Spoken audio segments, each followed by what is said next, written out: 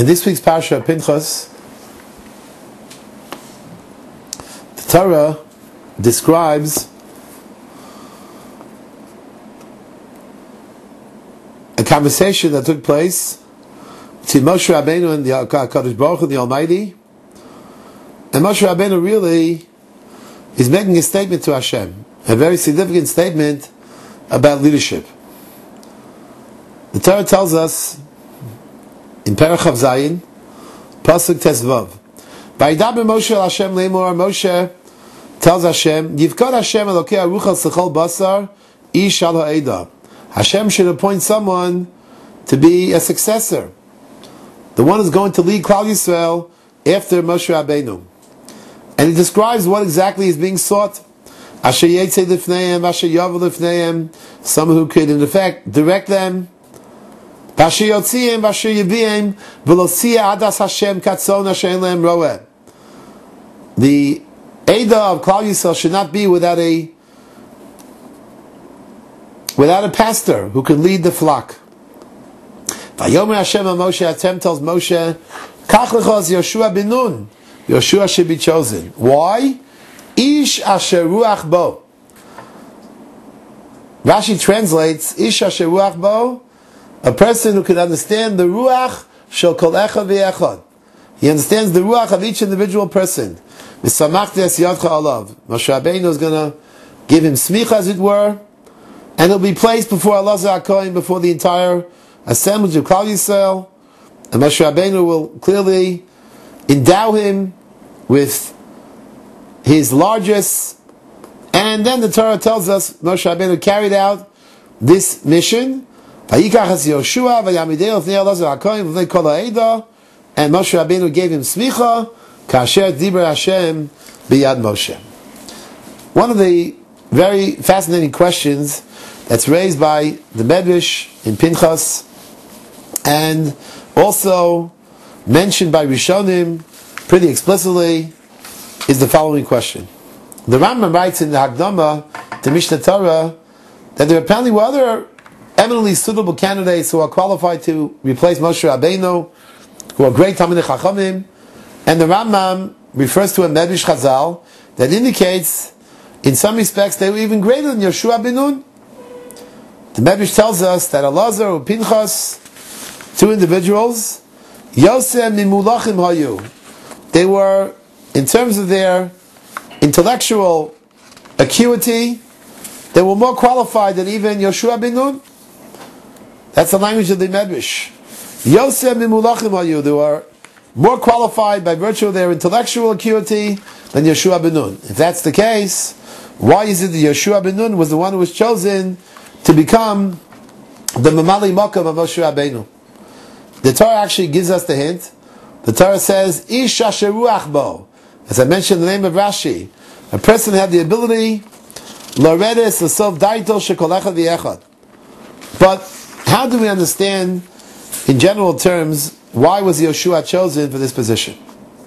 So the Rambam also alludes to the answer. The Rambam in his Akdama to Mishnah Torah says that even though there were many who received the Torah from Moshe Rabbeinu, Elazar, Pinchas, Yoshua, Shloshtan Kibul Moshe Rabbeinu, but then the Rambam adds the following words: V'li Yoshua shu talmido shel Moshe Rabbeinu, Matza Torah shebal peh v'tivo aleh. Yoshua was the Talmid Ne'eman. He was the devoted disciple of Moshe Rabbeinu. If you recall, the Pesukim in Chumash tell us that Yoshua ben Nun nar lo yomish mitoich ha'el. He did not leave the tent of Moshe Rabbeinu for a moment. He was the one that the Gemara says in Brachos, G'dayla shimusha shel Torah yosem limuda. He was mishamish Moshe Rabbeinu. He ministered to him.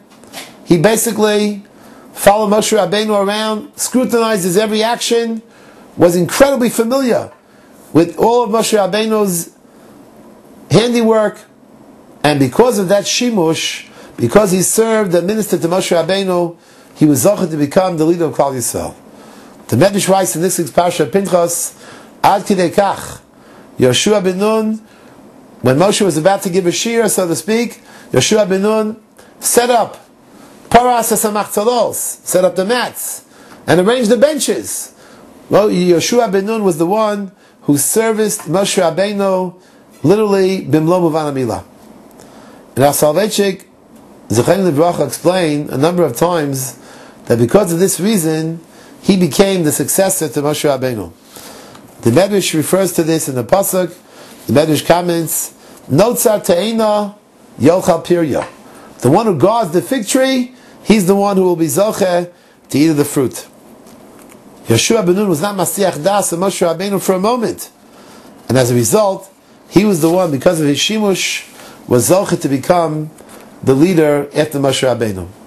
A very significant lesson is to be derived from this. Often, we think that someone who may be the greatest intellect, someone who may be the greatest Torah scholar, he is the one who perhaps should become the Manig Yisrael. And obviously a Manig Yisrael has to be a great Torah scholar. Yeshua is a great Talmid Chacham. Chazal tell us that Yeshua was someone also who was gifted with great Torah knowledge, but there may have been others who had even greater Torah knowledge than he had. And yet he becomes the successor because of G'dayla Shimusha Shel Torah Yesem Limuda. He was the one who was kafuf to his Rebbe. He was the one who serviced his Rebbe. He was the one who was familiar with all the, shall we say, manusha of his Rebbe's handiwork. There's even a Ramban writes in Chumash that Yeshua was someone, when Moshe Rabbeinu and Yeshua descended from the mountain, Moshe saw what was happening in the Machaneh. This is right before the Cheder Egel. Yeshua saw what was happening. They have two totally different reactions. The reaction of Yeshua is Kol Milchama B'Machaneh. There's a war going on. And Moshe said, no, you're mistaken. Kol Anos Anochi Shomea. It's not a war. It's Chirufin B'Gidufin Klapei Mala. In the Lashon of Rashi, Lashon of the Medrash, they're involved in blasphemy towards Hashem. Vayakumu L'Tzachik, the pasuk says. Ask the Ramban, how is it that one of them was aware, the other one was not aware? And the Ramban answers, because Yeshua ben Nun, well, at that time was still a novice. Moshe Rabbeinu was a Manig Yisrael, umakir b'niguni hakolos. He could recognize the niggin. The greatness of a leader is someone who knows the niggin, who knows his people well. And Yeshua at that time was still a Tiron, he was still a Tyron, he was a novice in terms of Manhigus leadership, was not yet ready to become the Manig Yisrael. But what made him the Manig Yisrael? By virtue of the fact that he was Mishamesh Moshe Rabbeinu.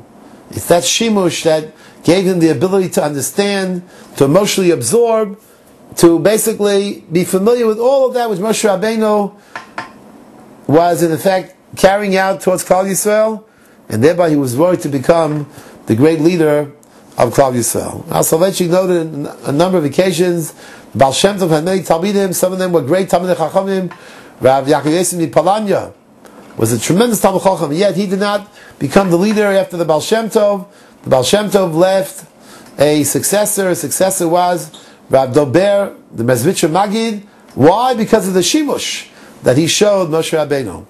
One of the things that unfortunately we're lacking today is, even though we, thank God, Baruch Hashem, have a lot of Torah knowledge that's acquired through many different venues, but the ability to be Mishamish a Rebbe and see how a Rebbe behaves and understand how he responds and reacts to different stimuli, different situations, that's something unfortunately that we're terribly lacking.